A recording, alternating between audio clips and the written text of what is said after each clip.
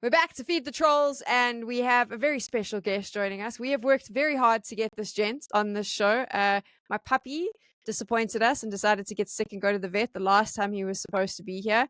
I've tried to get him on other shows as well, and it just never works out, but we finally got you here, Ash. Thank you for joining us. And I have to ask, how the hell are you dealing with the current schedule, with all the qualifiers and online cups and tournaments? Have you got any sleep? I think I figured out yesterday. I've been since the start of the year. I've been doing 70 hours a week just on Counter-Strike. So it's been a lot, and then also doing the YouTube stuff as well, and having tried to live a normal life and everything. It's been quite a lot, and traveling to the tournaments as well. But for us, online hasn't been too much of an issue. It's just been practice. We've kind of just on the edge of just avoiding all this stuff, so it's not been the worst thing in the world. So it definitely could be worse than it is. I mean, 70 hours of Counter-Strike every week, plus videos, and trying to have a quote-unquote normal life sounds a bit insane. But thank you for giving us another hour of your time to talk about Counter-Strike. We have a very good episode planned for you. It's something that we've wanted to talk about for a while. And Thorin, you got the timing fantastically right. We decided we wanted to talk about what the hell was going on at NAVI. Yes. And we're actually recording this the day after they lost at BLAST and were out of the competition. It's like you could tell the future. Yes. Well, here's the thing. I do dub myself the esports historian. And what I always say to people is this. I have watched like 23 years of the game. Well, more than that, at the time I haven't worked in the game. I watched like 25 years of CS. So I hope I would know a thing or two after that long. So I will say, if you look at the really big picture, this is actually the problem a lot of people in esports have. They just go on the day-to-day. It's like sports fans. All they care about is the last match or the next match. You've got to sort of like chart the bigger sort of trends, I think. And you do see, when you're looking at the great teams in every sport and esport, you can sort of see the gradual rise and fall of sort of the empires of the game, etc. So to me, I actually think this one, even though it's going to sound fire because they've just lost not only to Spirit, but they lost like quite convincingly there. And they even looked whack, and there's even all things we can get into if you want, like even the veto implied they're actually like right at like a death's door as a squad, and all of a sudden they're doing interviews where now the standard is if we don't even make quarters at the major. By the way, spoiler, Team Liquid made quarters at the last fucking major with that lineup that had like that whack lineup without nerds. So I don't know what we're doing with that. So anyway, it does seem like all markers are trending down. And then also, I do think this isn't something that happened overnight. Like for me, I actually did a Substack about this before the major last year. I thought before the major, they already looked like they'd sort of come on the down part at the end of the curve of when they were really good. And the problem is it's just gotten worse this year, and everything's sort of like accumulated and intensified. And now they look like they're in their worst ever condition. And now, as I alluded to, you're even sort of getting rumblings from within their team that they know there's problems. It's not just literally the results going down. Everything's going down seemingly. For sure. So let's go back right to what you mentioned, because Blast has just happened. It's fresh in everyone's minds. Let's talk about it. I mean, Ash, what did you think of Navi's performance throughout the competition? I think they've kind of just been on a little bit of a downward trend recently, just in general. But honestly, it seems like something's kind of not right. And it actually gives me a little bit of flashbacks to when I think the team had just started and Alexa was talking about their sports psychologists and stuff. They're having lots of talks and tilt and everything seems off. And there seems like there's so many more clips recently of them just having small arguments or small disagreements and stuff. And I think this probably makes everything worse. And it's actually emphasized a little bit more because other teams made fresh roster changes and they're in their own little honeymoon periods. Because I think it's Vitality, Mouse, Eternal Fire, Liquid, G2, VP, at the very least, all made a change. And when this happens, it just brings like new life to the teams. And when you're already like struggling a little bit, I think it makes everything just seem perhaps a little bit worse than it is. There's probably these expectations are going to do great as well. And because they did so well, there was no reason to make roster changes themselves, right? So now this is probably the hardest period because it just makes them look worse, because I don't think Vitality will stay at this level forever. It just seems absurd to do that. And eventually the little things will kick in where they just become like a little bit more annoyed with each other and things don't quite work out and people have to rein in their own game a little bit. And that's when they'll drop off. But for now, it just makes Navi seem a little bit worse. So this tournament, it just kind of, it shows kind of the level for me where they're at, where they seem so much better than most of the teams and they're pretty reliable, but and sometimes they'll get blown out. And I think it must come from just people being a little bit frustrated, expecting to win easily, just being more irritated by each other. Like I guarantee Vitality don't have any differences right now. When Rob says something, they just shake it off. And when Bimmer says something to Bit or Elixir says something to someone else, it probably sticks with them more and it just makes it seem a little bit worse than maybe it probably is. So I'm going to reference this interview a lot because I think that it was quite telling with a lot of the stuff he said. But to jump off what you were saying with like some of the disagreements and whatever in the team, we've obviously seen it. We got to listen to that in-game recording with Alexi B and Emma.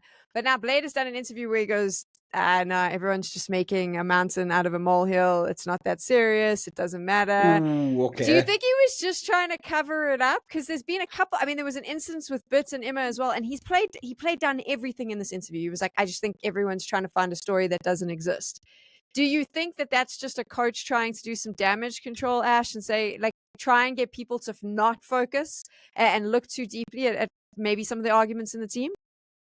I think when you're not doing as well, things get pointed out more, right? And it happens like in every sport, by the way. When teams lose, everyone tries to go, oh, that's the reason. They'll point at one thing and they look super hard for something that might not even exist. So maybe for them, they don't think that is the reason. But when everyone else is looking as Navi fans, and obviously they've got a lot of eyes on them, they see things that you wouldn't see. If you watch a Gamerlegion game, you're not going to notice that this guy didn't shake his hand at the end because there's not enough people looking for these little bits of information. And there's so many fans out there looking at everything, trying to be like, I know what the reason is. It's because of this. I think it probably is being blown out of proportion, like 100%, but it does seem as well as probably a few too many moments there right now. And they probably don't say that this is the reason we lost. But when you try to build a good atmosphere and everything, it's going to obviously contribute when you don't have the good feelings. And just like I said, they've been together for a long time. They expect to win everything. So now 3rd to 4th, it's actually a pretty good result in most of the times, but they probably feel like it's terrible and they're feeling it more and they get more frustrated at the little moments. So maybe they don't see it as the reason, but I imagine it probably grates them for sure and probably brings performance down a little bit. I'd be surprised if they said otherwise. By the way, even though I know what you mean, like that definitely is a phenomenon. Put it this way, I know you're a Premier League fan, you support Liverpool like me. If you think about this season, right, there were 2 moments that are exactly what you're talking about. There was the moment when Haaland had that thing with Arsenal where he was like, be humble or whatever. That's just because then Man City got really bad that everyone like charted that as like he cursed himself. By the way, if they'd have won the next games, that would be like iconic for him. That'd be sick that he said that. Similarly, when Liverpool lost that game to Everton, mate, there's a million times players have like a little argy-bargy after the game when 2 people kicked each other or thought a ref decision. But because of like the nature of, they're going to bottle it after this, that was blown up to like 10 times the magnitude of what it was. And the joke is on a normal day, you're thinking about that the next. I know what you mean. Like most of the actual incidents shown, it's more like, I also think, by the way, in those particular cases, the tournament organizer knew what they were doing, playing to exactly that crowd by putting those clips out. It's the same reason why different tournament organizers put out the clip of like Nico going like, call something to They didn't really just think, hey, it's just a clip. Let's listen into what they're saying. Like they know anyone who thinks Falcons is a mess wants to see that clip. That's like fucking red rag to a ball, isn't it? But I do think, though, I agree with what you're saying. Like the problem here is this.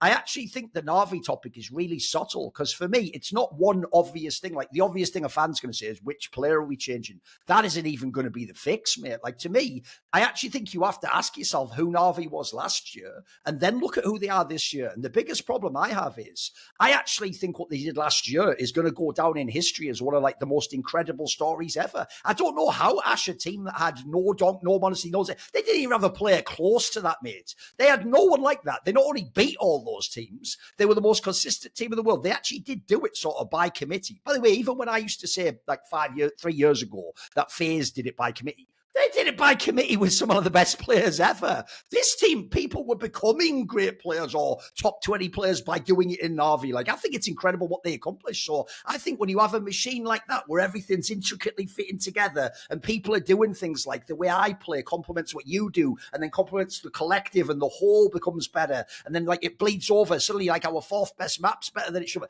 There are so many knock-on effects to me. You only have to mess up one little part of that machine or a couple of smaller parts or tune it down 5% in an area and suddenly it can look like this. Because I'm with you. If this was a normal team, by the way, it's not the end of the world. You keep running. In fact, what you tell yourself, the corp is, don't worry. As long as we win the major, it's all fine. That's where I'm going to disagree with you, Tech Girl. I actually think Blade, I've known Blade a long time, and I've also, he's one of those people I religiously study his interviews. And normally he is a poker face master and never given anything away in the interview. He'll make it sound like either when they're winning, he's never going too far, like they're all the best of the great. He never hypes it like that. He'll always just be like, like we still got to like keep our protocols going and work on this map. And, there's still some things and some communicate. He'll always do that. So when he's going the other way, when he's posting Corpium, I don't know about that, mate. Like, even that headline that everyone loved where it said, if we don't reach the quarterfinals of the major, we will think about some changes. Bro, you already gave the whole game away by saying that sentence, because in what universe, if you actually thought you're secretly capable of being number one and winning the major,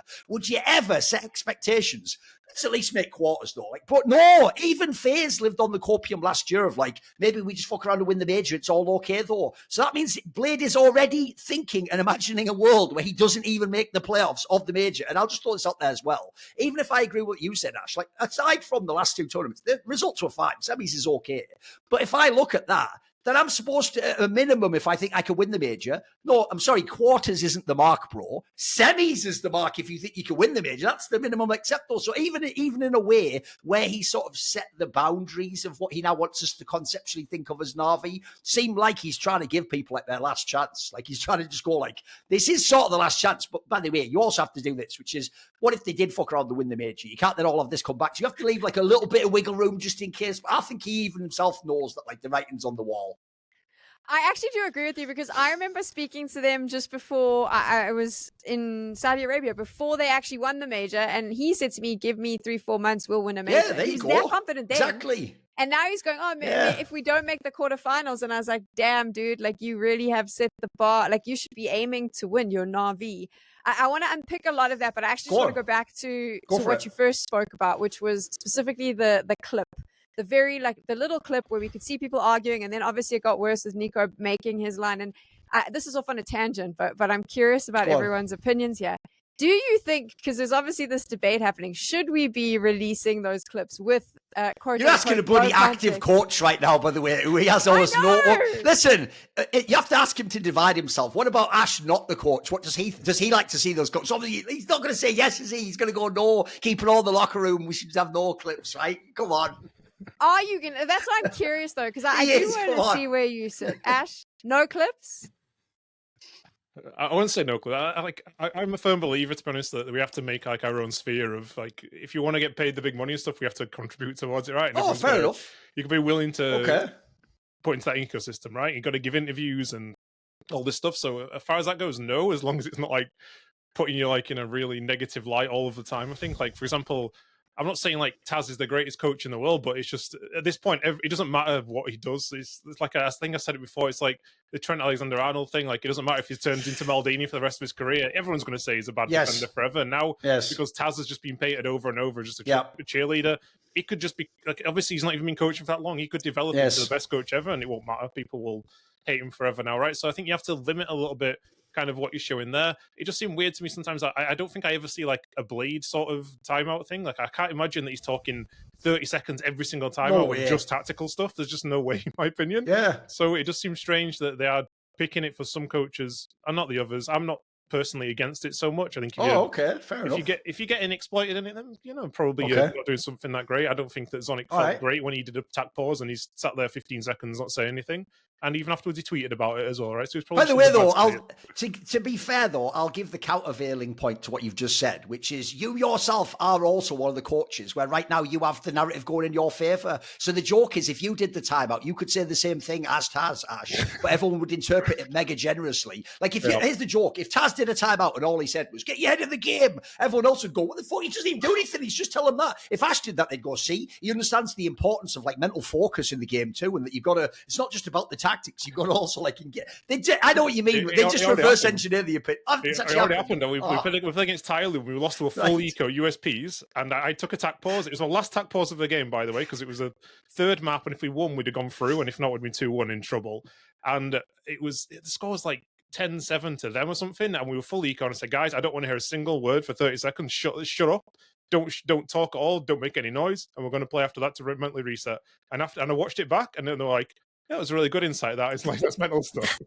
I love it. And I thought, I mean, we went on. I think we won every round after that and won the game. But if that was Taz or something, I don't think it would have played out the same way, So, by the way, though, that's actually my problem with this topic. It's why I was joking, but I mean it seriously. It depends who you are as to how much value there is in these clips. Like, by the way, as someone who's not in the team, obviously I want all the clips I can get. If it was up to me, you could just hear a whole feed of every single timeout. You could get the whole thing. But the problem is, you are always going to have the problem, which is every single time, every player and every coach involved in a clip could always say it and they'd be right. You don't know the context of the statement because you don't know that person, as in how they coach and how they speak inside their team. You don't know the dynamics between players. Like, for example, you don't know, is that actually Alexi B is annoyed that this is the straw that broke the camel's back? He's been overruled a million times by Imma when he's trying to set some up. Or was that like just one time when he was just pissed off about something else and he was actually just like, look, let me get my strat out. You can never really know that unless you're internal. So even though it's all grist for the mill, it's all great for us to comment on, I do feel like if you're a coach or a player, this is why you can't really have like a harsh ruling on it. You have to just because you decide are you going to do it or not,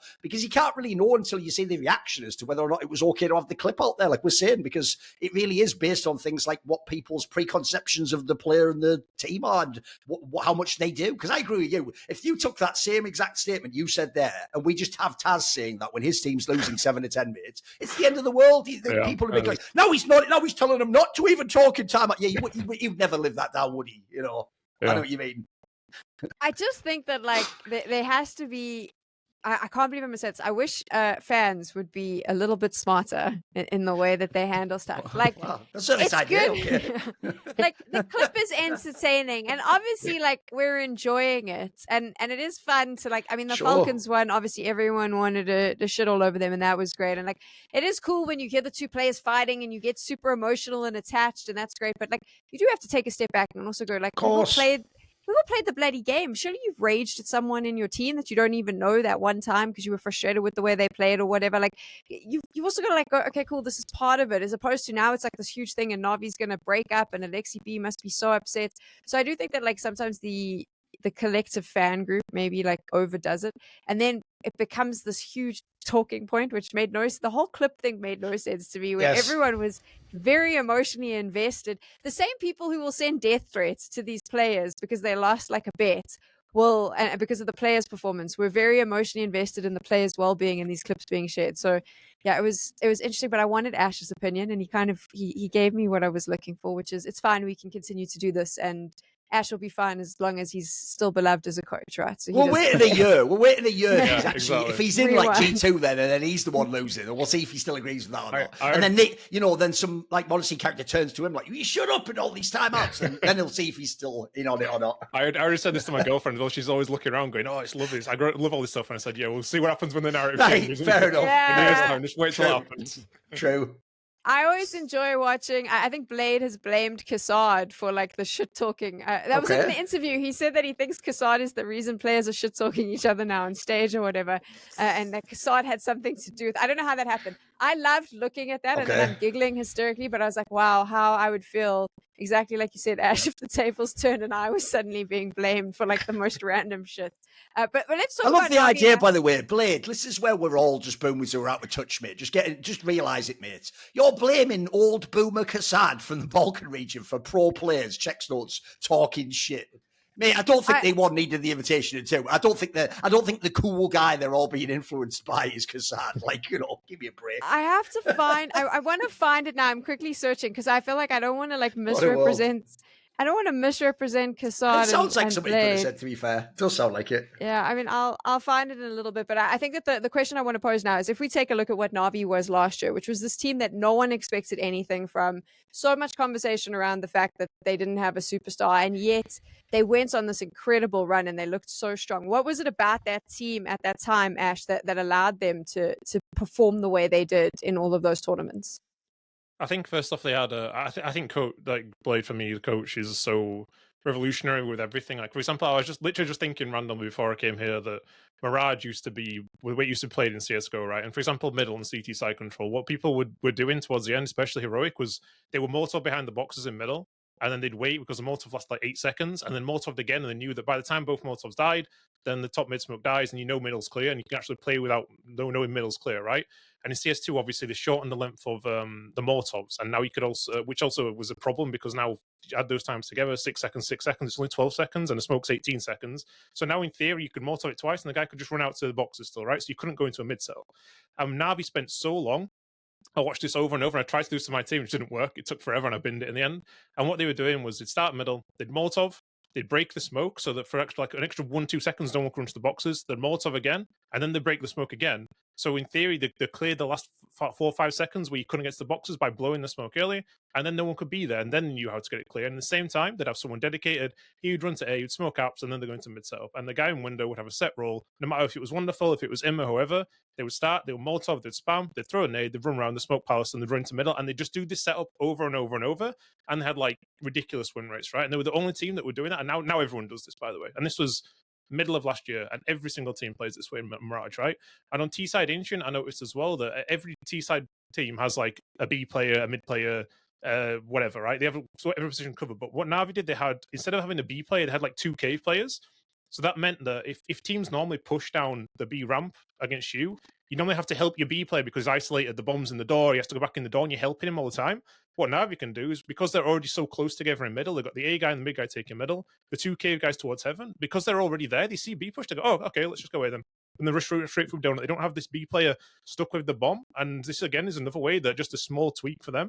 It just meant that everything for them worked perfectly, right? And now I think they're just so studied, which is obviously a problem in itself. And I think also they were such a team that fragged by committee on T-side. I even looked at the numbers on T-side. All of them were fragging. Yep. And now if you even ever look, right, you know the famous thing everyone loves to do, it's now the layman's version of who does what on T-sides. They just do that thing where you go on HLTV, you put players, opening kills, T-side, and what you look is, you look how many times did they attempt the opening kill, how many times did they get the success. Bro, they were one of those teams where they weren't the ones like a call with Liege or Xantaras on. They had like, it was like, there would be like 20%, 19%, 80%. Like, everyone was on all the maps, everyone was getting their share. It was crazy, wasn't it? Like, they didn't rely on any one guy, mate. It was nuts. Yeah, and that's really hard to do. I mean, you had Flammersmith. When you have these players, you lean on them, right? It's super hard because it usually means that everyone's doing a great job in their roles, and they're all like, if they have the same percentage, it tells that people out there are understanding timings when to react and stuff, and they're going quickly. Because usually when the numbers are really high, it's because one person has insane initiative in a really open position. But when JL and stuff has 20%, you know that him and Bit, they're reacting at good times and they're going in. And I looked now, and numbers wise, like percent, I looked at T side, every single team, like from last year to this year, has gone up in T side, but NAVI have actually gone down. And when I look also, they're just not a committee at the moment on T side. It's just Bit and JL fragging, and no one else kind of is anymore. I think it's like there's probably different circumstances for it, but these are just like noticeable statistic things. And now they're not fragging as committee anymore, and obviously they're being studied super hard. And like I said, they don't have this honeymoon period that they had like last year when they made the roster changes. Like, it was the middle of the roster season. They obviously benefit from it, but now it just seems like everybody has done it in like the most crazy off season ever, and they're just struggling, I think, a little bit right now. I'm going to respond to that in a bit, but I just wanted to read the quote I found just to make sure that I don't upset Kassad. Basically, it's evolving in an interesting direction this year. Somehow it started to happen more and more. This is Blade talking about the trash talk. And then out of the blue, maybe somehow Kassad affected this, you know? People are doing more trash talk. I don't know. Maybe somebody approached them and says, guys, we need to trash talk, and giving phrases. How Kassad just got blamed for everything, I don't know, but there you go. That just sounds like he just saw something at Kassad's. That's almost like saying, I follow Kassad's Twitter or something. There you go. Okay. Shout out to Kassad's Twitter, I guess. There you go. So it's good on Kassad for influencing the entire scene that way with all the trash talk. Makes sense. But Ash, to jump off what you were saying there, do you think that that's also a problem with NAVI? Like you mentioned, they've been studied a lot. They had this group of players who weren't necessarily superstars. And now when you've been studied that much and you need to kind of adapt, not having someone who can come in and be the superstar player or just frag out immensely and change things up becomes more of a detriment than anything else in this team? I think, to be honest, when you're like, I feel like I've dealt with this a lot of my career as well. When you don't really have like that superstar who just wins you the games, it just feels like you're playing like on hard mode all the time, because you almost have to play perfectly, like team wise, and it's just so hard. And I bet every game they feel like they had to play like 90%, 95% to beat these teams. And you play against Zaiwu, Donk, Shiro, Xantaras, whoever else it is, Monacy, etc. They can just have a great game. It doesn't matter what structure they're in. And Navi's structure like elevates their individuals, I think, and other teams just gives them more freedom. And when you have someone just more freedom, more random stuff, it just feels frustrating for them to play against Monacy and 35 kills and lose. And they don't have that X factor right now. I think the players they have, like I was even thinking earlier, like if you were to do like a draft of all teams and release everybody, I don't think you pick anyone from Navi in like the first couple of rounds, but maybe Bit, because in the roles, none of them are like, they're all very good, but none of them are the best, you know? Like, I don't think there were 4 of them in the top 20 last year in the HLTV, but I don't think any of them are. You would say that you would pick them in the top 20 players in the world, except for, again, maybe Bit. I think that's it's kind of showing how much their structure elevates them a bit. I just don't know really what at the moment, what they're really lacking. And I think the worry for me is that if you want to change someone, you're going to have to, it's like the upgrade you're going to get from any individual position, it's going to be noticeable, but you're going to have to pay so much money just to get that, and a huge buyout or something, and there's no one free available. And I can't even think really who you would even take, because I feel like they all do a good job in their roles. I mean, obviously Wonderful Row is struggling, but even then, like the AWP market's terrible. Like, who would you even go for there as well? It just feels like there's nothing. I always thought maybe they would go for someone like Jambo. I felt like it makes sense as Ukrainian AWP, flashy, aggressive as well, but that's kind of gone now. So like I know how this kind of feels for Blade and Co. It's you try to be the best in the world and you don't have the best player in the world, but these are really good players still. Yeah. But you just like if you're gonna upgrade it, you want to make a big upgrade, but you're gonna break the bank to do it as well, and you don't even know if it's gonna work as well, right? Because these are system players right now. Yeah, by the way, that's also why I went out my way to say you have to sort of look at what was incredible about what they did last year. It's not that this team sucks now. It's that they're not at like the number one. I mean, they're not really even top 3 right now. They're not at their like elite status. So what you have to ask yourself is, how did they do it last year? And part of the problem is, because as all the stuff he built up there said, some of it was things like they probably had the purest connection between like the joke in their team is it's like from fucking Blade's lips to their ears. Like you almost feel like they're just hearing the voice of God in their head. They're like, no one's like forgetting what they're doing in the round. Everyone understands they're all drilled as to what to do. They're all cogs in a machine. Well, the problem with that is, first of all, Blade himself, when he did his Reflections interview with me, is very proud of that. Believe it or not, he actually says, basically, he thinks the biggest accomplishment of his career is winning that major last year. It's not winning the one in 2021, but by the way, some people think that might be the greatest major ever won. They didn't drop a map. Everyone smurfed, and he had the GOAT. He had Simple on his team. You'd think he'd say that, right? But instead, to him, it was, how did I get this squad where basically, remember, when Wonderful joined that roster, there was no Simple. If you pause history then, and we do the draft then, Ash, it'd be insane. No one would even take a NAVI player in the first 20 players. We'd take all the star players. We'd be taking people like Blade F before some of these people. You know what I mean? Like, it would be outrageous how far they're down. So it's incredible they got to that sort of level. But the problem is, even if you like upgrade a position on paper, it might throw all that clockwork design off. Like maybe that player ego-wise wouldn't fit in the same way. I know Blade actually, he was almost basically talking about Simple. He was basically making the case to me of how different it is when you have a player that you have to rely on and build everything around, and when you just have players who will do what you want in your system. But the problem is, that sounds brilliant when I interviewed him, when you're right at the moment when you're winning everything. The problem is, though, when you're in a bad moment, that's exactly when the superstar player has impossible value in Counter-Strike and sports. I'll give you a great concept I once heard. Someone once said in basketball, when people use these terms, superstar, star player, what's the difference? And someone gave a great definition. They said the difference is, in basketball, obviously every player is trying to score points, they're trying to score buckets, but the superstar is the player that when everything else has gone to shit and the game's going really badly and nothing's going for your team, you can just give him the ball and he can just get you a basket in that moment. Like, he can just make it happen no matter what. That is what NAVI never had in this squad. If they ever won, it was like Ash was doing there. You'd look at how they tactically built it up, how they traded off each other, how they had even the balance of roles was amazing. Like, they'd have all these players that would get them onto Alexi B, the openers to get them into the side. Then they'd have the best clutch players. Then Bit would win a 1v3, or Jail would do some miracle on stage 1v2 round that no one else can do. All this stuff combined, it's why it's the ultimate by committee team. But the thing is, sometimes you see this in teams like Spirit. Every now and then when everything breaks down, it is fucking brilliant to have Dog just do a 2K opening for no reason that makes no sense. And you even watch the POVs, and he shouldn't even have got those kills. Like, if you're the coach, you don't even sit back and go, good job by me, great call. You just go, fuck, I got away with one there. Blade can't get away with anything there, Rash. Every time it's like, it has to go according to plan, or he better do work in that timeout, or Alexi B better make a fucking sick read. Like, right now, I agree. If anything, that's why I want to set it up this way. What they did last year was incredible. I don't think anyone should ever take that away and make it seem like it was obvious. And so I don't even know how replicable that is, because you're trying to recreate that magic. And as you said, the other thing that's changed is almost all of their opposition has changed in two senses. One, they have all studied the fuck out of NAVI. Have you noticed how Mirage went from the map everyone said was played out and needed to be removed, to every team in the world plays Mirage now? And in fact, most of them are half decent on it. They almost trained all the other top 10 to know how to play the map. And then secondly, almost every single other team did an on-paper firepower upgrade. And so NAVI's got an even more diminishing returns from what they get from the committee. So it's not even like they themselves have to be worse. They are, but they're worse, and everything else, the other factors have all changed. So they're in a really tough spot now. I don't think it's as obvious as people think, someone just played badly, Yeah, I think as well, the points you made about Blade and having Simple in this lineup, I'm actually interested to hear which one he prefers, which sort of style, because obviously when you have Simple's probably going, I don't want to do this, I'm going to do this, and he's going to do his own thing. I'm sure Zywoo and other guys are kind of like that as well, but in this lineup, he probably has so much control, and I imagine also when when things are going great, he gets so much like respect and praise for it. But like, Mao probably feels pretty shit about it, to be honest, that the team's kind of struggling because he has so much control that it almost feels like everything's on his shoulders to fix it and everything. And I felt like kind of this way myself as well, when you haven't had like the star lineup, you have to kind of get the most out of what you have, and you have to learn to way to neutralize other star players and stuff. Obviously, he's doing it at a significantly higher level than I do, but when it doesn't work, it just feels like, what else can you do? You did it before, and now it's your job to fix it again. And if he used to change player out, he probably thinks, this is my kind of project now. This is kind of what I've built together. Yes. I need to prove now that I can do this and I can get over this next month and fix it again. And to be honest, I kind of envy someone who gets to have a down period in form and get third to fourth in every tournament still.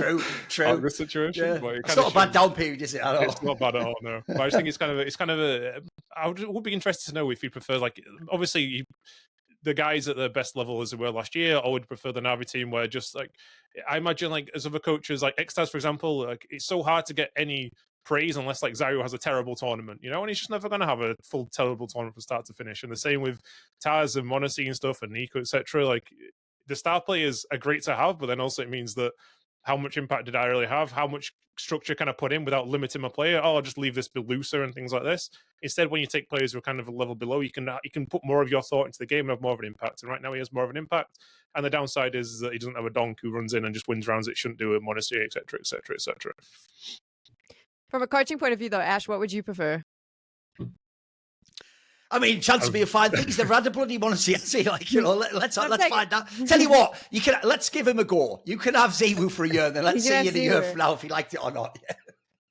Who knows? I'm just curious from a style point of view, because I mean, do you like being at the do you moment? Envy them? Put it out here. Do you envy these guys who have those players? Do you think to yourself, fuck, what if I had that player? No, there's so many times where, like, I've said this before, there's so many times I watch demos and I'm like, okay, how does this team win this situation? Like, how are they so good in 4v5s? And you watch it and it's not a 4v5, it's like a 2v5, and then just watch them go 1D, quickly going to win. Right. Sure. I guess I'll take that to Theory next time. Just one ball. When the guy's jiggling to not die, you still headshot him anyway, you know.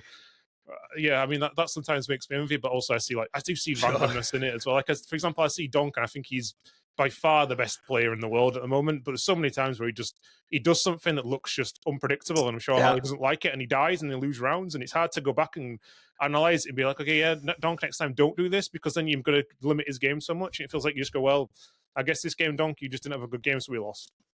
And I guess that doesn't feel nice as a coach either, right? So I'd like to experience it, I guess. Yeah, but it just felt nice to have the control as well. Do you think in the case of Blade, though, so you have this situation where you've got a bunch of players that aren't necessarily the superstars, and like Thorin said, there's all these working parts that have to come together. And for me, last year, the Navi that we saw, there was an air of positivity around them. Like when they came on that server and started popping off, it was almost like if one player started doing well, everyone's level kind of rose up. I'm not seeing that this year, and maybe Ash, it feeds into what you were saying about like when you're losing, there's a level of frustration, especially for these guys who have probably set the bar quite high for themselves now. I mean, you major winners, you went on that massive run of tournaments where you were winning.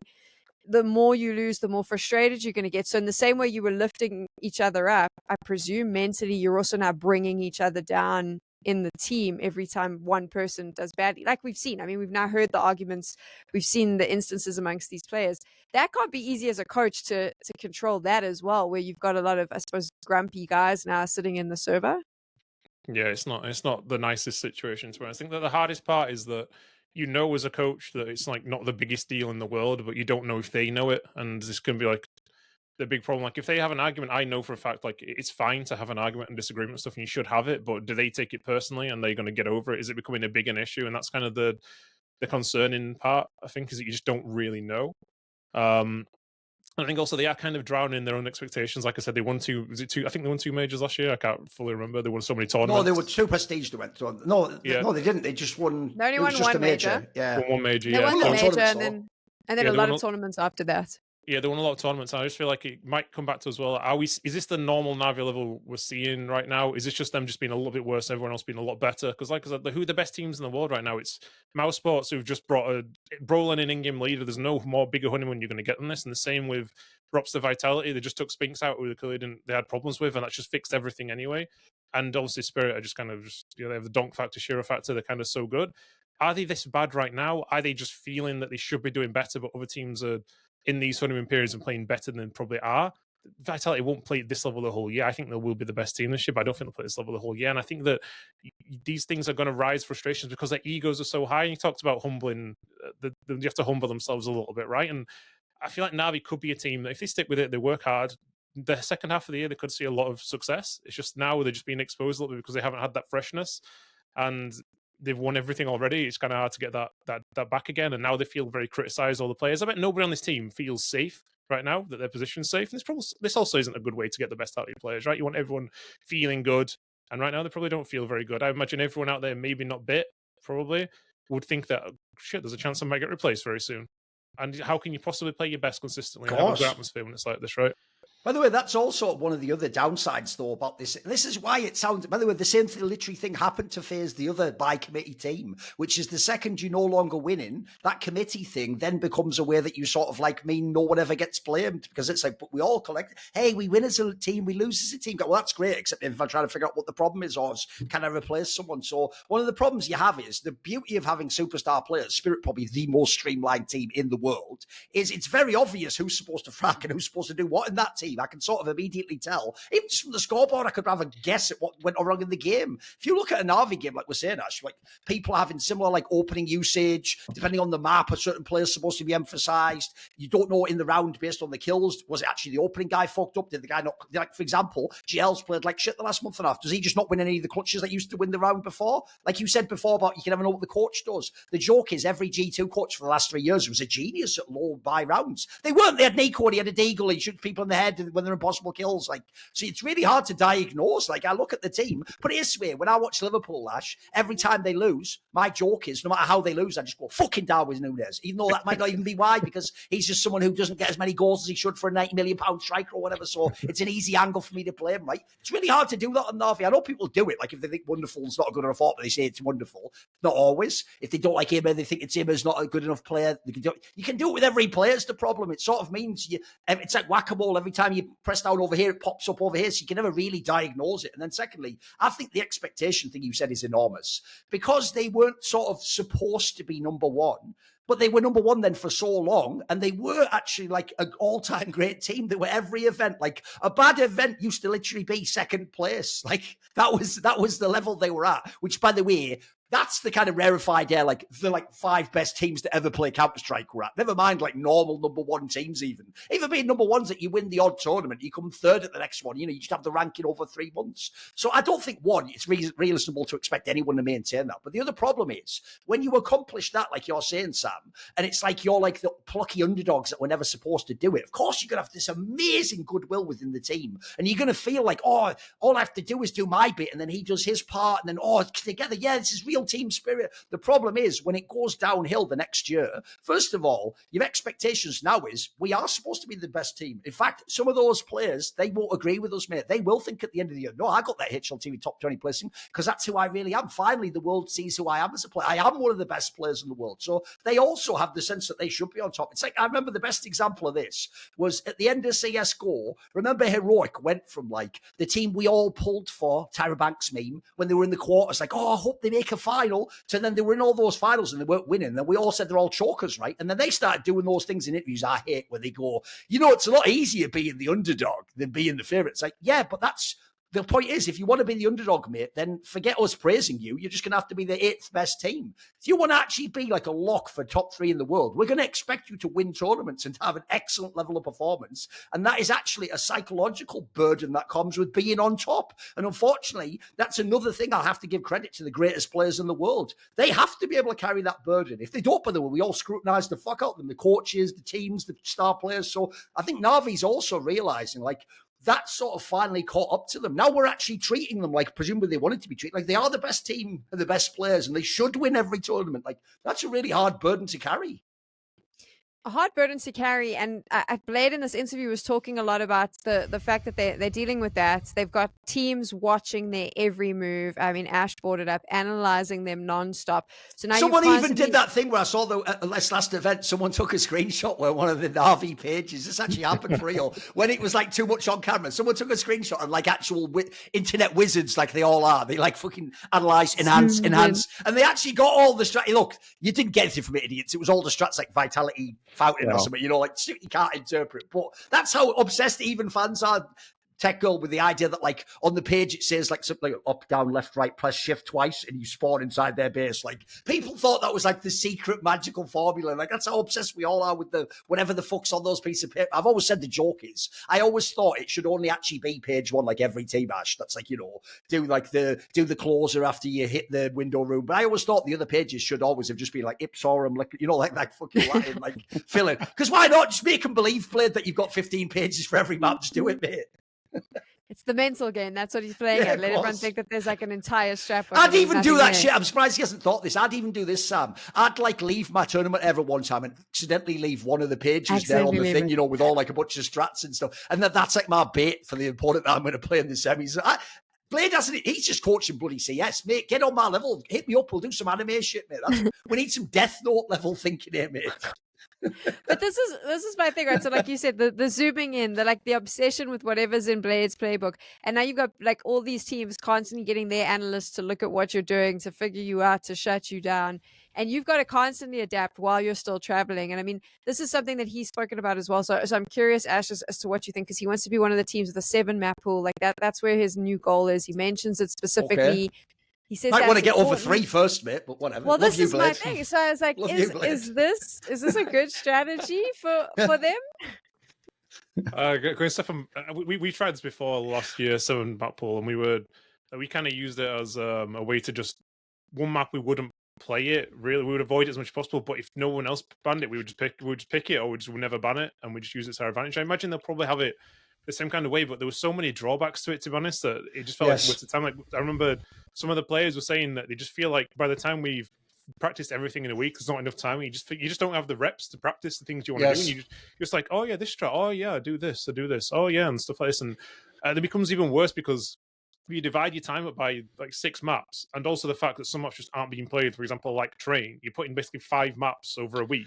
And instead of playing 7, it just means that when you like, even for like your best map, you just can't keep it evolving all the time. Exactly. It becomes more predictable, and then it becomes harder because the maps that you feel like are going good in practice, you have to bring them to official. It's just completely different. But the maps you're actually really focused on, for example, like Mirage, just getting anti-stratted so hard. How can you keep evolving this map? And I actually looked in it as well. All 5 times they've lost Mirage or Ancient this year, they've lost a series every single time. And this is because they're so reliable on these maps. And how can you keep all of the maps going? Yes. 7 maps, because you just have no time. And also the travel and everything as well. I imagine they don't have much time to practice anyway when you go deep in tournaments. You have significantly less travel time. So this is probably an ideal world where you would have to do it. But I think the 7 map thing's more of like a dream where you have a player break and you don't plan to use it, or you just didn't make a tournament, or you declined an invite and you have extra time and you go, okay, what can I do now? Oh, I don't play Anubis. I'm going to play it, practice Anubis, a basic map. And then if I get a chance to play it, I'm just going to pick it. And then maybe I'll sneak a win. It'll get me through a quarterfinal or something. So going this approach of just 7 maps and telling the world, maybe it's a bluff and they're just not actually planning to do it and they're just saying they're going to do it. It's really hard. It feels great in paper and you think, oh, I'll work hard enough to do it. There's not enough time. You can only play so many practices before the practice quality becomes terrible as well. You could just say, guys, just play 10 practices a day. By the time you play the 6th practice, people are tired. The focus is down and the quality is down, and you almost just start writing practices off. You say, I'm not even going to analyze or watch it back. No point. We were so poor communication, everything there. This is so really hard to do. And if you're going to play a map a day, even you're going to play all 7 days a week just constantly and just never have a day off and just burn out super fast, it's like the super hard approach to take. So I imagine it's probably more, let's play 5 maps and have 2 maps that are okay, all just a bluff, and go like that way, because it's just so difficult. And I'm sure he knows this as well. He probably has ideas to do it, but then it makes me worry, is Mirage going to be that good? It had a dip last year, right, at one point. Yep. And they almost started losing. Yeah, the other team started picking it against them in the end. And then I imagine that's because I've had this with loads of times before with Overpass for me. Like, it's always been like a great map and it's so good that half my theory is just, oh, we've just been doing this a lot, let's just do this instead. It's not even theory at this point. You're just changing things, and eventually you forget all the things that you were good at, and you just putting hot fixes in everywhere, and then suddenly your map just gets really bad and you have to go a weekend to fix Overpass. You fix it and it comes good again. And I think it's happened with them and Mirage. So yeah, this is their approach. Maybe it works, maybe it's not true.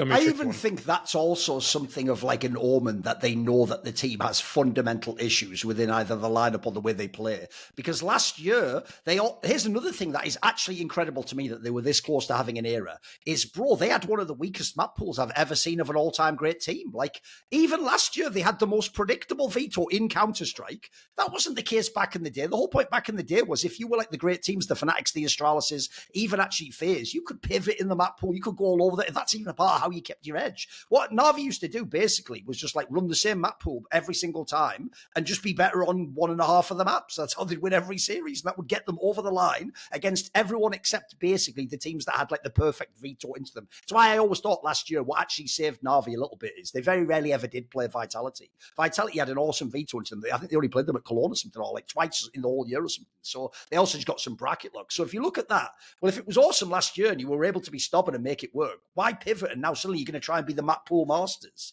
I agree with you. First of all, it's going to actually, your Mirage is still one of your last like load-bearing pillars in Navi. It's still one of the things getting you through series. So if that goes down even 5% because you're practicing train more, or if it gets removed, removed, there's another one that fucks you. Yeah, this is for me right now. Like we have Inferno, it's so reliable for us. If you take it out, it's just like first off, Valve hate me obviously because I keep taking out the best map all the time. But it just happens to. This is like the sort of thing that could dictate an era, right? If suddenly Valve go, let's take Mirage out, and where are they going to get another map that's going to be this level again? Yes.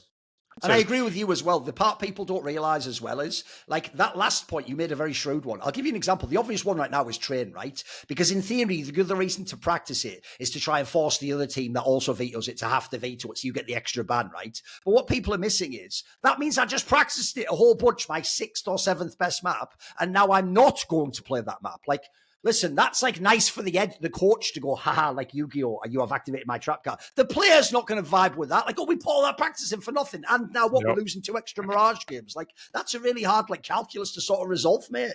Yeah, we actually had this issue at Shanghai. We practiced Dust 2 for so long, and we played it one game and we got smashed on it, and then we didn't play it again. We had so many theories fixing things, and I had like a full page of what's going to happen, what we're going to do, how we're going to, what's improved, what's not working. Played it one time, I think it was 13-2 to Sinners, and we never played it again. Okay. So that was it. So I imagine they'll feel the same way. Like we had this problem like with Train. We felt like Train's a pretty good map for us. We play official, we just got smashed in it a few times because we haven't got the reps in yet. And when you get the reps in, you feel good, but until you get the reps in, you're not going to feel comfortable on it, with your players. I think that this interview with HLTV is really telling, and obviously, like, the timing was really good. This came out, we then saw Navi lose at Blast, but there's a lot of stuff Blade says in here where it's unexpected from him, and he normally speaks with there's an honesty to him. So when his team isn't doing well, he'll say his team isn't doing well, and then he kind of goes, but we're going to do this, this, and this, and it's going to work. Whereas I found like this interview was a lot of like making, I don't want to say excuses, but like focusing on a lot of other stuff, but then every so often letting those sort of little things drop, like the 7 map pool, which to me almost sounded like, fuck, we don't actually know what we don't know what to do anymore. Like, we've tried all of these things, so now we're going to try this. Maybe we'll try this, and if we get by the way, you notice these are also the things you do to not have to kick a player. These are you always have to have another thing to try. You know what I mean? Otherwise, eventually you have to accept it. This roster doesn't work anymore. Which it looks like they're going to go to the absolute end for that. By the way, that's even one thing I don't blame Navi for. Look, I did sort of think that they were falling off at the end of last year, and obviously they didn't even make top 8 at the major. But after what they accomplished that year with that squad, you'd be kind of a prick to not give them like a little bit more breathing room. Like, they sort of earned this first season. The problem is, though, that's why the timing's perfect. We're about to end the first season. If you really don't ever make a final or win a tournament, now it probably is time up for someone. But I mean, like Ash said, who the hell do you get, though? Because I've been looking at this as well. Sure. Like, unless you're going to pony up a stack of cash, who the hell do you replace in this? I mean, I will say, we're just putting this out there. This is Navi. Like, spoiler, they have someone already getting a stack of cash. All simple. I knew you were going to do this. I'm going to say this. One, why are you spending that money? Then use that sort of money to buy the star player. Or the other angle is, since you had all that success last year, you actually are justified signing a player. Put it so, bring it back to football again, Ash. Right? In theory, Liverpool's whole business model isn't to be the team that spends 300 million every single season. You're supposed to use your manager to like do shrewd pickups. But I'll tell you what, mate, if you actually do win the Premier League, and if you had have won like the Champions League as well, at that point, both the money you win, prize money, it's also a thing in football, and the fact that you're on top justifies in this short period spending more. So you could actually argue, even though everyone's doing that thing of sort of like Navi has to like pick up a prospect or they have to be, why did they? They were the number one team last year. If you look at all these pieces, I couldn't believe, by the way, that in itself could be attractive to some star players, having Blade and Alexi B, and the fact that the system worked and they had all the success, they got the sports site set up. In theory, if you get the right player, maybe they would join in that scenario. Maybe you could get a big name, and that potentially could fix some of these problems, even as much as we pointed out there's obviously a potential downside too. So I don't think it has to be written off in that sense. I will also just put this out there, just going to put a little asterisk before we get into this. Immer did come up in a team called Gamerlegion. So I'm just saying, Ash might not have the exact same thoughts as HLTV forums about whether Immer should be the one that goes or not. He might have his own reason to be biased towards that player. I don't know. Let's see. Let's see if he surprises me. I knew he was going to make the simple call because he makes the simple call every episode. At some Listen, point, you have to understand, almost back. every problem in Counter-Strike, I have two red boxes next to me. One says, Simple. is your IGL shit? Smash in case of emergency, get Carrigan. The other one just says, do you need someone to frag out and shoot the AWP? Smash in case of emergency. It's simple. Well done. Like, yeah. Listen, in that sense, I'm like the old IGLs we're talking about. I'm just going back to what worked in the past too. I'm just going, look, it used to be dope 5 years ago. I've become Nico shit. How did I do that? Ash, what do you think about? I mean, what do you think? Does simple come back? Because I think that the answer it's not even on the table. Do you think? Do you think it's the fantasy? Is it even on the table? Nah, I think there's no chance of that. To be honest, I think he's gonna. He seems anything he's gonna retire from the like his own tweets and things, like the things he's saying. Like I see so many posts on Telegram, like he sounds like he's retired or whatever. I just feel like is there not like. Surely if Monacy, like his contract is ended at the end of the year, like I remember when Simple wanted to join Navi in the first place because for him Navi was the place he always wants to play his whole career. Surely Monacy, like he was on I think he was on Navi Junior, yeah, he was. I think it was. Yeah, he and was. remember, he's like best mates with Bit. By the way, that's also one where, look, for good reason, I've tried for like the last year to make people on talk shows not do the should a Russian team join Navi and player join Navi thing because of the obvious like political implications. But if there's any one player could surely get away with it, surely that's the one, mate. Because like you say, he was on Navi Junior. As far as I know, he's never done one thing wrong aside from people taking photos with him about the whole like war situation. And then secondly, he is like best pals with Bit. I think he might even himself have complimented Blade a whole bunch of time. You'd think on paper that should be an awesome move, but we feel like at the moment we're not allowed to address it as though it's real. If you think about where Monacy is, by the way, it's implied he's going to leave at the end of the season. Surely we can just, Monacy over instead of Wonderful. Doesn't that like make everything suddenly go the other direction? It feels like it to me, mate. Yeah. And what I meant by the simple one, Sam, wasn't really like simple comes in this line. What I mean is his contract's about to end and you were spending superstar money on him. He had one of the biggest contracts ever in Counter-Strike. And even on the bench, I can tell you he was getting giga paid. So like just take that money, whatever you were paying for that, and don't go, we'll never do that again. No, do go like Monacy. By the way, Monacy is Simple today what Simple was back then when he paid him that contract. So I agree with you. If it's at all possible, whatever you have to do it, that move would be amazing. That changes everything if you could really do it. Yeah, absolutely. And I think the same thing you're saying, like I'm here as a Liverpool fan all the time, the war chest and stuff. They don't spend money and they do so well. And you think, well, in theory now, if you need to make a big change to keep it going, you spend the money, right? And they, like you said, it's simple. Is this contract's going to end? And the fact they must have earned like a lot of money from whatever, and just not spending money on players, right? It's in the first place to buy like JL, Immer, Wonderful and stuff anyway, not from the biggest teams in the world, right? So they must have something in there. And at the end of the day, they are Navi. And Navi is probably one of the most, if not the most prestigious organization out there. There's no way that Monacy has not got some sort of draw there. Like you see it all the time, like again in football, people just, it doesn't matter what, they just want to join some teams. Man United, it doesn't matter what it's like anymore.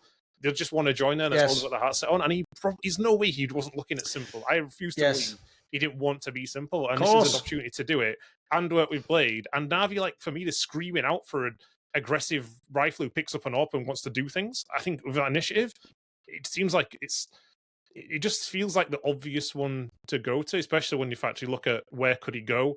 Probably not going to go to Spirit for Shiro. For me, if it is, it's the most unlucky move ever for Shiro if that does happen. And who can afford him as well? It just feels like it's like the perfect move. And Blade must know him, right? He must know him from being there. Bit we already know wanted to play with him before, so this could be like a great move, but it doesn't happen until the end of the year. Then maybe this is their plan is to limp to the end of the year and just assess things later or get in talks with him now and kind of see how it goes. I imagine he's not the only team that will be after him as well, right? By the way, I know what you mean on that. That is actually a great point. I do think that is if people don't know, that is why people still join Manchester United. You don't join going, is the team awesome now? You go, if I join and I'm awesome, I'm going to turn it around and then I'll get to be like one of the Man United legends where I get to be part of that great history. Essentially, if you are Monassi and you really did on Navi Jr., you used to look up to Simple and go, fuck, I wish this is your chance to be him. You could literally be in his spot on his team. And by the way, you could even not only inherit it, but maybe even surpass his legacy. That's a fucking really appealing potential destination, yeah. I think that could be such a banging lineup. Yeah, like that's such a banging lineup though. If it happens, if they put the Manassi mix in there, wow, I'd be pretty high. I'm a Navi fan. I would like that a lot. I can tell you right now, that's the move that if you're like in team spirit and vitality, that's your nightmare to wake up and see that on HLTV.org. Like, Monassi confirms signing to Navi. It's like, well, better get back in the practice server then. And Blade's already had simple. Blade knows how to make something like simple work as well, right? It is the ultimate worry. Suddenly now, Mazai fracture and everything is not as important anymore against this. And I'll throw this out there as well. One of the reasons I did until the very end of the year, where I do think you overtook him, the reason I had Monassi as my #1 player for most of last year is because he wasn't even.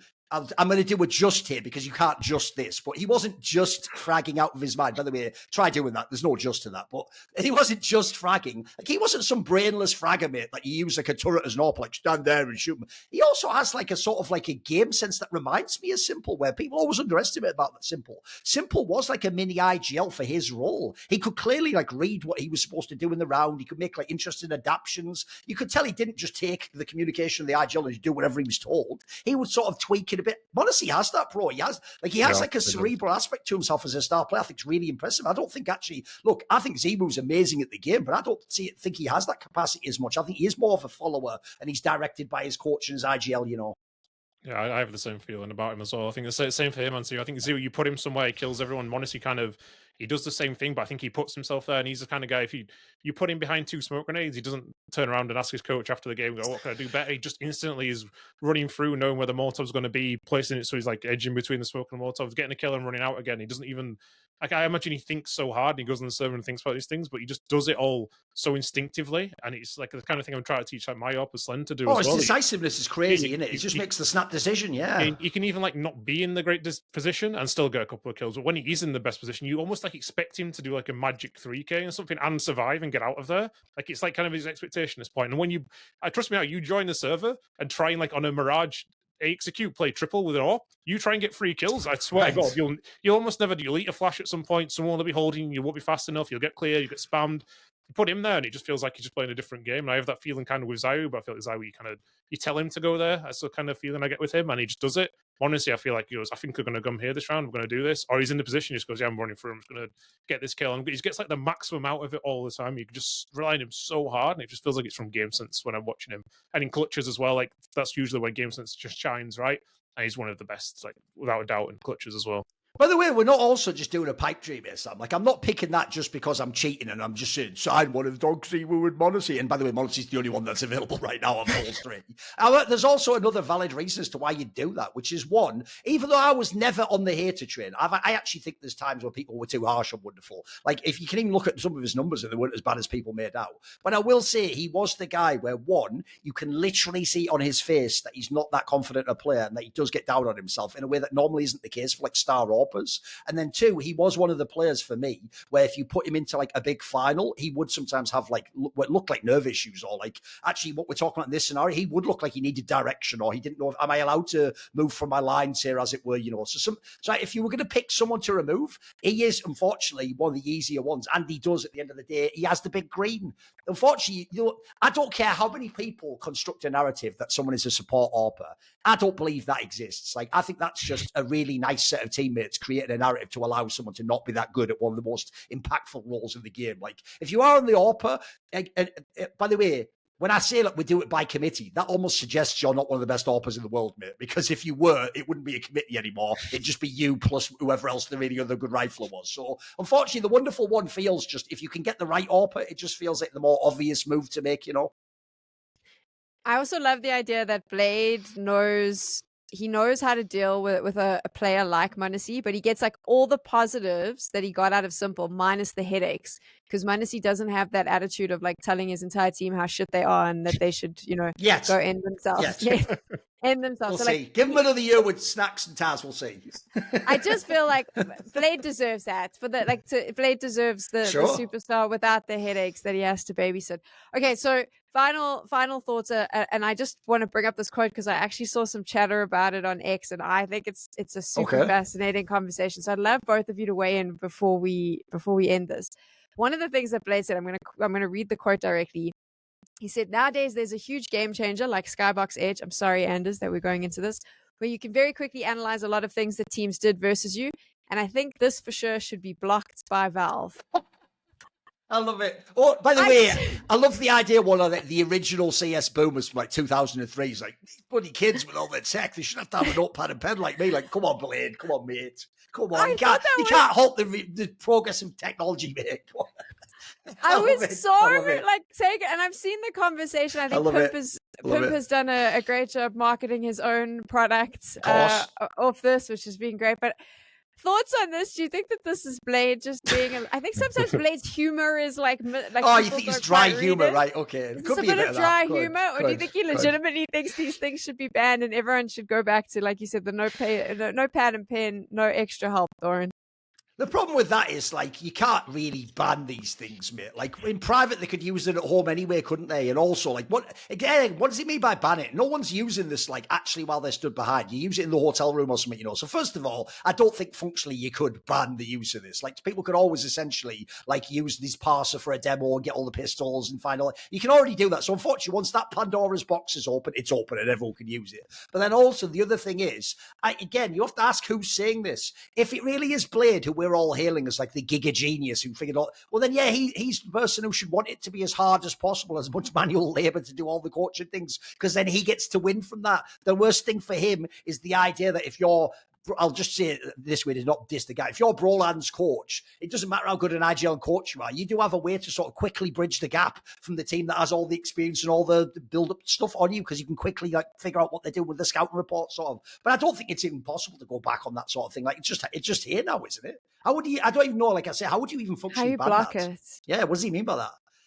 You'd have to like go back in time and make people forget it exists or something, wouldn't you? What does he mean? The thing is, like, because most people don't know this, because it's like a tool we all use. Every team uses Skybox EDGE. So what was in CSGO is it's just analytical tool. You look over 3D and you watch your own practice back, right? So you record practice, a demo, you upload it afterwards, which everyone does now, and you can see all your own dots running around. So basically, try to get them in sync, see where the utility lands, everything like that. But then when CS2 came out, for some reason, now you can see the other team, what exactly. Oh, he means that demo book. I remember Regin said this. Basically, the problem now is the demo also contains like the other team's positions, which it shouldn't, right? Yeah, this is exactly. I think this is exactly what. Oh, that's what he means, right? Because when we play practice now, for example, like we found something the other day we found was really good, and we thought, okay, we practiced it like twice now. Don't do it again, because we keep doing this now. Someone's going to see it.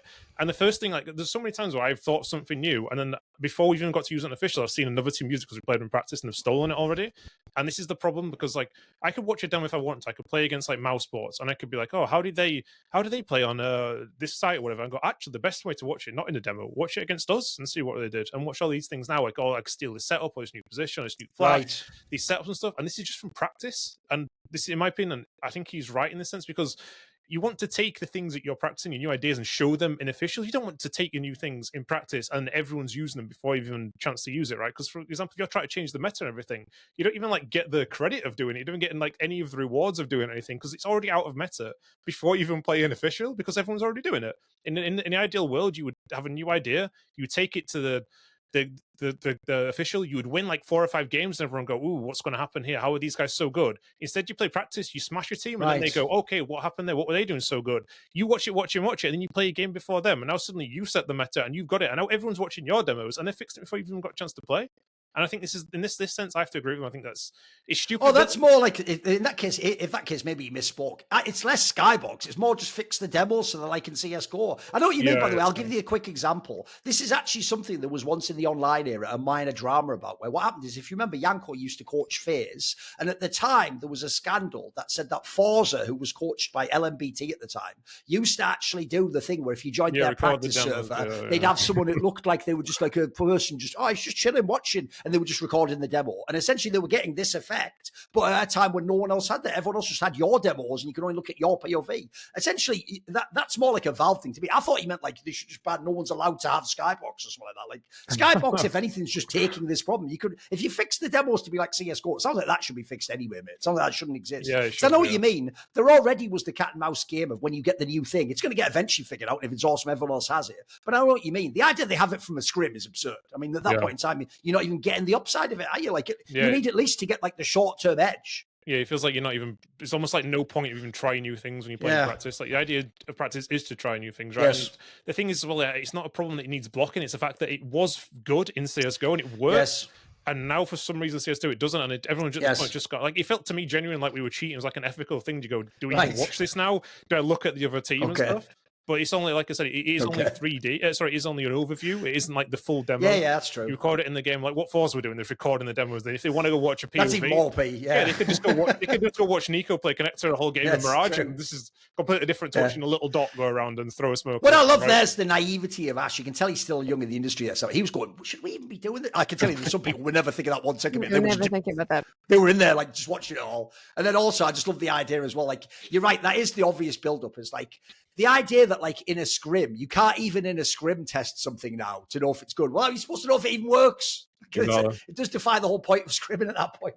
Yeah. This has actually brought us full circle because at the start I was asking about the clips and taking them out of context, and I said that fans are dumb because they just jump on that one thing. I hadn't read the rest of the interview. I just read that quote, thought it was funny, threw it out there. And while Ash was talking, as he was saying his stuff, I was looking down, and it was specifically about scrims and him saying that they feel like they can't practice. So I'm basically the dumb fan that I criticized at the start. Also, shout out to Blade. He also has learned, like every fan, it's easy to just blame other people. Apparently, it's like Skybox is the reason they're not going. Cassad, like, mate, how about you guys in the fucking server? What was going on? How about that? How about that, Blade? What up now? Well, there we go. Final question. Does NAVI make the quarterfinals of the next major, Thorin?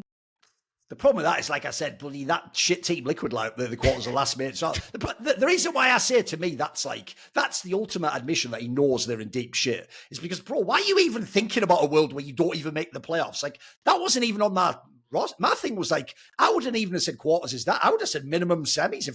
With how this season's gone, you haven't made one final. I think if you don't win the major, you have to really seriously consider a roster move either way. Unless you have the craziest second place finish of all time, I think you'd still be justified potentially doing some sort of a change. Whether, as he says, that has to be a player or a role or something. Something doesn't fundamentally work. So if I had to guess right now, I think that if anything, to highlight how tough a problem they're in, I think they're sort of borderline as to whether they will make that quarters of the major. I mean, they do think the pressure is going to be enormous if they don't make any finals before then. They're going to kind of know some of the players, like, I'm probably fired if I don't.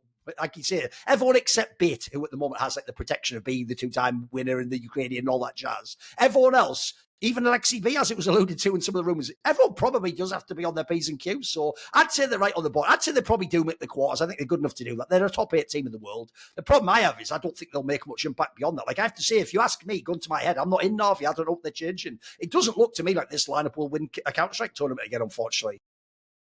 How about you, Ash? I think they'll make it because to make the quarters, you don't have to play like Fatality, Eternal Fire, etc. You don't have to play the top teams to get there. Usually, you have to beat like maybe one of them or something like this. I think they're good enough to get through there quite comfortably. To be honest, I think the only thing for me is that the quote from Blade is kind of the sort of thing you wouldn't say like we're going to do a change if this happens. The only reason I could think you want to do that is you feel like the team doesn't feel challenged enough, and you want to. Do you think he's talking to his players a bit? I think you might try to put pressure on them. You have to just challenge them to be like, this is serious now. Like I have to say these things anyway outwardly. We have high expectations here, and now I'm not accepting it anymore. This is like a last chance. Maybe thinks people aren't working hard enough, taking it serious enough. It could be like that thing, but I think for sure the top 8. They were talking high, and it seems like very like negative and everything. But in my opinion, this is a team that's like playing near its bottom level right now, and they're still like easily one of the best teams in the world. I think that there's a chance. I don't see a reason why they couldn't win tournaments like this year, but they need like just rejuvenation from everywhere, because we've already seen what the highs are, right?